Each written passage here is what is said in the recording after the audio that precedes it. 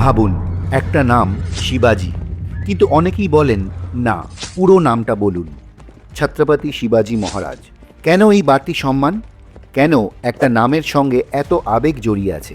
কারণ তিনি শুধু একজন রাজা ছিলেন না, তিনি ছিলেন এক ধারণা, এক লড়াইয়ের প্রতীক। ভারতের ইতিহাসে অনেক রাজা এসেছেন, বড় বড় সাম্রাজ্য, অগণিত সৈন্য, বিশাল ক্ষমতা নিয়ে, কিন্তু শিবাজি মহারাজের শুরুটা ছিল একেবারেই অন্যরকম। তার হাতে ছিল না বিশাল রাজ্য, ছিল না অসংখ্য সৈন্য, এবং ছিল না রাজকীয় ঐশ্বর্য, কিন্তু যা ছিল তা হলো এক অদম্য ইচ্ছাশক্তি আর তার মা জিজাবাইয়ের দেওয়া শিক্ষা। ছোটবেলা থেকেই তিনি শুনে বড় হয়েছেন, নিজের মাটি, নিজের মানুষ আর নিজের সম্মান রক্ষা করতে হয়, অন্যায়ের সামনে মাথা নত করতে নেই।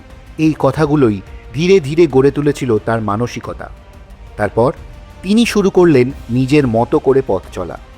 তিনি গড়ে তুললেন এক ভিন্ন ধরনের বাহিনী, যারা সংখ্যায় কম হলেও বুদ্ধিতে ছিল অনেক এগিয়ে।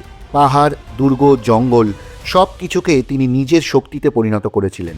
হঠাৎ আক্রমণ, তারপর মুহূর্তের মধ্যেই অদৃশ্য হয়ে যাওয়া, এই কৌশল তখনকার সময়ে ছিল একেবারেই নতুন। বড় বড় সাম্রাজ্যের সেনাবাহিনী, বিশেষ করে মুঘলদের বিশাল বাহিনী, যারা সংখ্যায় এবং শক্তিতে অনেক এগিয়ে ছিল, তারাও বারবার বিভ্রান্ত হয়ে পড়ত। কারণ এটা শুধু যুদ্ধ ছিল না, এটা ছিল পরিকল্পনা, ধৈর্য আর সময় বুঝে আঘাত করার খেলা।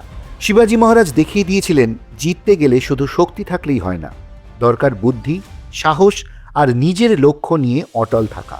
ধীরে ধীরে তিনি গড়ে তুললেন নিজের স্বরাজ্য, নিজের নিয়মে, নিজের শর্তে। আর এখানেই তিনি আলাদা। তিনি শুধু জয় করেননি, তিনি মানুষকে বিশ্বাস করতে শিখিয়েছিলেন যে নিজের শক্তিতে দাঁড়ানো সম্ভব। তাই আজও যখন কেউ বলে জয় ভবানী, জয় শিবাজি, তখন সেটা শুধু একটা স্লোগান নয়, এটা এক অনুভূতি, এক গর্ব, এক ইতিহাস। এরকমই বিভিন্ন ধরনের ইতিহাস এবং বিভিন্ন জায়গার ইতিহাস সম্পর্কে জানতে please subscribe to our YouTube channel history avenue and follow our Facebook and Instagram page History Avenue. Thank you.